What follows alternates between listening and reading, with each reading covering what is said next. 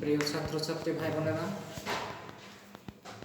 অনলাইনের হিসাব বিজ্ঞান বিভাগের এই ক্লাসে তোমাদেরকে স্বাগত জানাচ্ছি। ইতিপূর্বে আমরা আরও 3টি ক্লাস নিয়েছি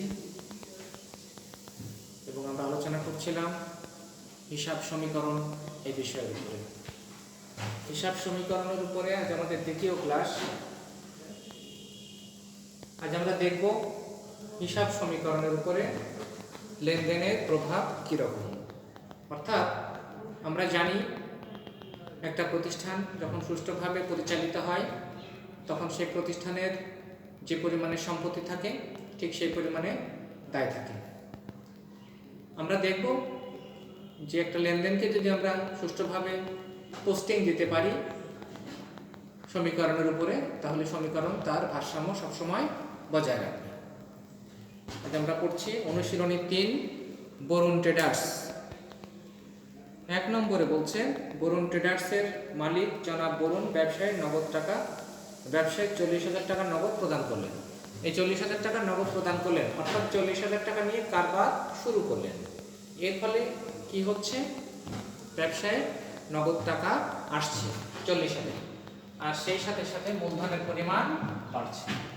নগদ 40,000 বাড়ছে আর সেই সাথে সাথে মূলধনের পরিমাণও বাড়ছে। দুই দিকে ভারসাম্য বজায়।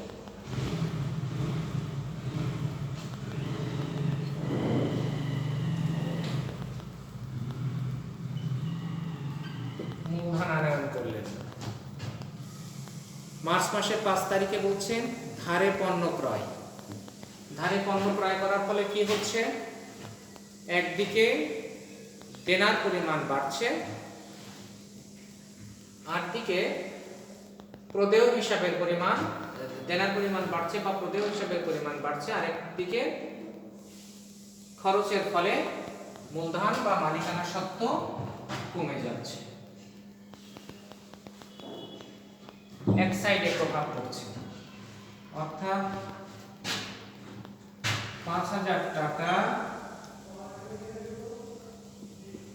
মূলধন কমে যাচ্ছে খরচের ফলে, আর দায় বাড়ছে 5,000 টাকা।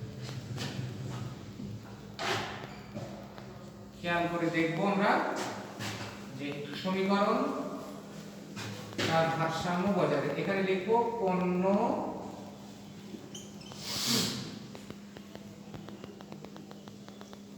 ক্রয়।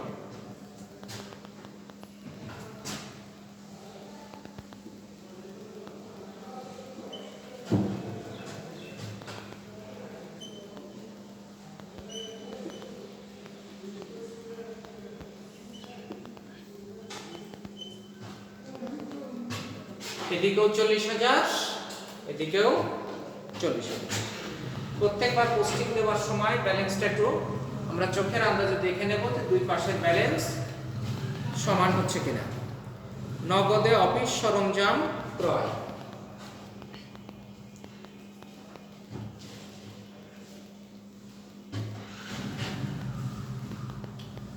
যেটা থাক অফিস সরঞ্জামের জন্য ঘর রাখা হয়নি।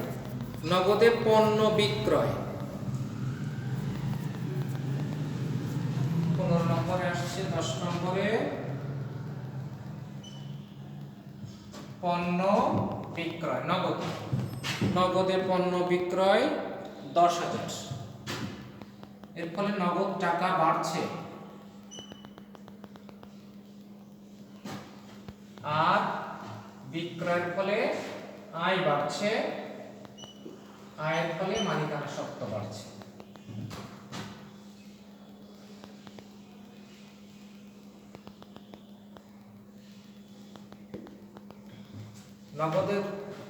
নগদ টাকা বাড়ছে একদিকে, আরেকদিকে বিক্রয়ের ফলে আয় বৃদ্ধি পাচ্ছে এবং তার ফলে মালিকানা সত্ত্ব বা মূলধন বাড়ছে।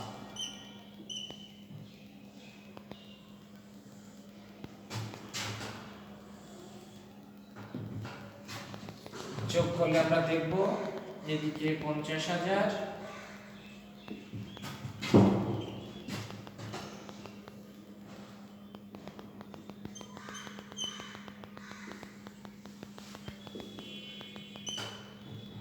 এদিকেও 50,000, এদিকেও 50,000। এরপরে আসছে 20 তারিখ, মালিকের ব্যক্তিগত আয়কর পরিশোধ 3,000 টাকা। একটা কথা মনে রাখতে হবে, প্রতিষ্ঠানের টাকা দিয়ে যদি ব্যক্তিগত সম্পত্তি বা ব্যক্তিগত খরচ করা হয় সেটিকে আমরা উত্তোলন বলে ধরে নেব। আয়কর মালিকের ব্যক্তিগত খরচ, এই ব্যক্তিগত খরচ যখন প্রতিষ্ঠানের টাকা থেকে করা হয় তখন সেটাকে উত্তোলন বলে গণ্য করতে হবে। উত্তোলনের ফলে নগদ টাকা কমে যায় একদিকে, আরেকদিকে মালিকানা সত্ত্ব বা মূলধন কমে যায়। সুতরাং মালিকের ব্যক্তিগত আয়কর 3,000 টাকা 15 তারিখ। এর ফলে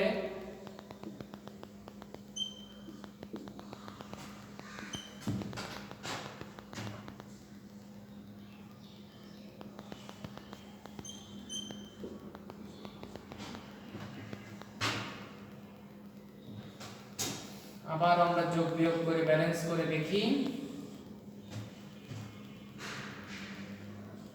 মন্তব্যের ঘরে লিখব উত্তোলন। এখানে 47,000,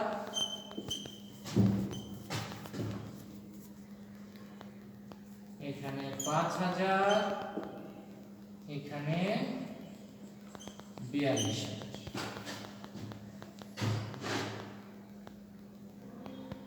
বিজ্ঞাপন বাবদ প্রদান করা হলো 2,000 টাকা 20 তারিখ।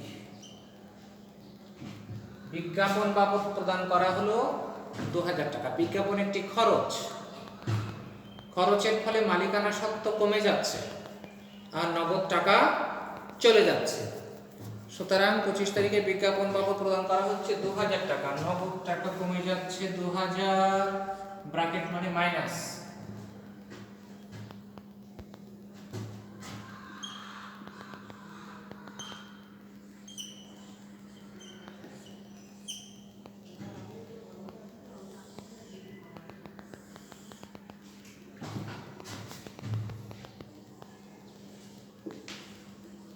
$45,000,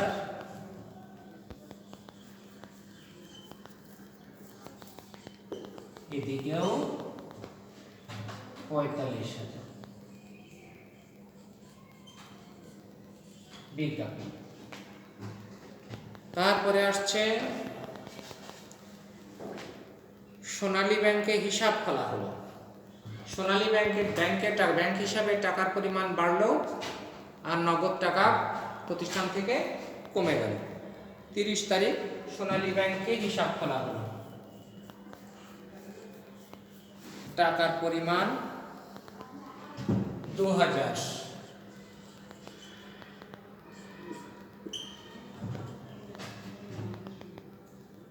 আর ব্যাংকে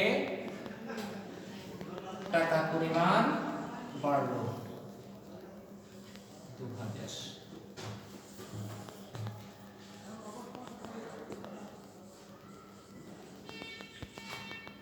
ব্যাংক 43,000, 2,000, 5,000, 40,000। আবারও দেখছি আমরা দুই দিকে ভারসাম্য বজায় রয়েছে। নগদের পণ্য ক্রয় 5,000 টাকা 31 তারিখ।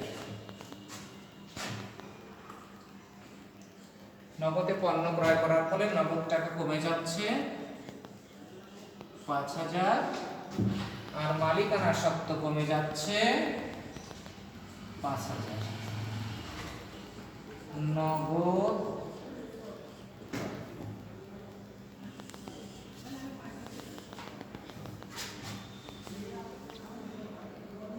38,000, 2,000, 5,000, 35,000। এতে করলে দেখা যায় এদিকেও 40,000, এদিকেও 40,000।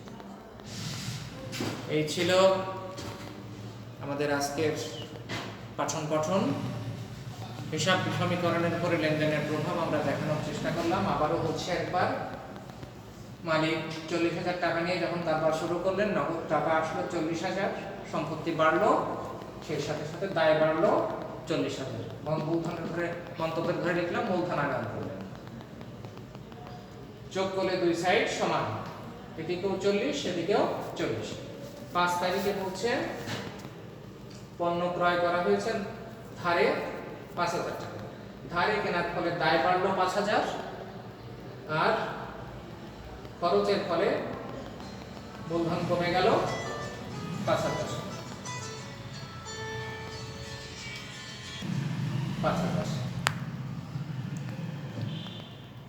এবার 10 তারিখে পণ্য বিক্রি করা হলো 10,000 টাকা, নগদ বাড়লো 10,000 আর মূলধনের পরিমাণও বাড়লো 10,000। বিক্রির ফলে আয় বাড়ে, আয়ের ফলে মালিকানা সত্ত্ব বাড়ে, আয় বৃদ্ধির সাথে সাথে মালিকানা সত্ত্ব বাড়ে আর খরচের সাথে সাথে মালিকানা সত্ত্ব কমে যায়। 50,000 এখানেও 50,000, দায় সাইডেও 50,000 আর সম্পত্তি সাইডেও 50,000। ব্যক্তিগত খরচ করা হয়েছে প্রতিষ্ঠানের টাকা থেকে। উত্তোলন, আয়কর প্রদান, উত্তোলন বলে বিবেচনা করব আমরা। এটা 50,000 থেকে 3,000 বাদ দিলে 47,000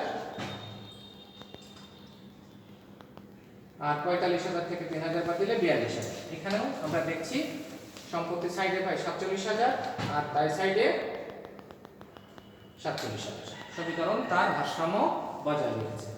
বিজ্ঞাপন, খরচের ফলে মালিকানা সত্ত্ব কমে যাচ্ছে, মূলধন থেকে বাদ, আর খরচের ফলে নগদ টাকা কমে যাচ্ছে, নগদ থেকে বাদ। আমরা দেখছি দুই দিকেই তার ভারসাম্য বজায় রয়েছে। 45,000। এবার ব্যাংকে হিসাব করা হলো দুটোই সম্পত্তি, এক ধরনের সম্পত্তি বৃদ্ধি পাচ্ছে আর এক ধরনের সম্পত্তি কমে যাচ্ছে। 45,000 থেকে 2,000 টাকা কমে যাচ্ছে ব্যাংকে হিসাব খোলার মাধ্যমে, সেই জন্য 2,000 টাকা বাদ, আর ব্যাংক হিসাবে 2,000 টাকা বাড়ছে বলে সম্পত্তির দিকে 2,000 টাকা যোগ। এবার দেখতে পাচ্ছি আমরা এদিকে 45,000 এবং এদিকেও 43 আর 2 45,000। এবার বলছে নগদে ক্রয়, খরচের ফলে মালিকানা সত্ত্ব বা মূলধন কমে যাচ্ছে, নগদ টাকা কমে যাচ্ছে। 38,000 আর 2,000 40,000 আর এদিকে 35,000 আর 5,000 40,000। উভয় দিকে আমরা দেখতে পাচ্ছি সমীকরণ তার ভারসাম্য বজায় রেখেছে। এভাবে আমরা দেখব যে প্রত্যেকটা লেনদেন যদি আমরা হিসাব সমীকরণের উপরে সুষ্ঠুভাবে পোস্টিং দিতে পারি তাহলে সমীকরণ তার ভারসাম্য বজায় রাখে। তো ধন্যবাদ সবাইকে।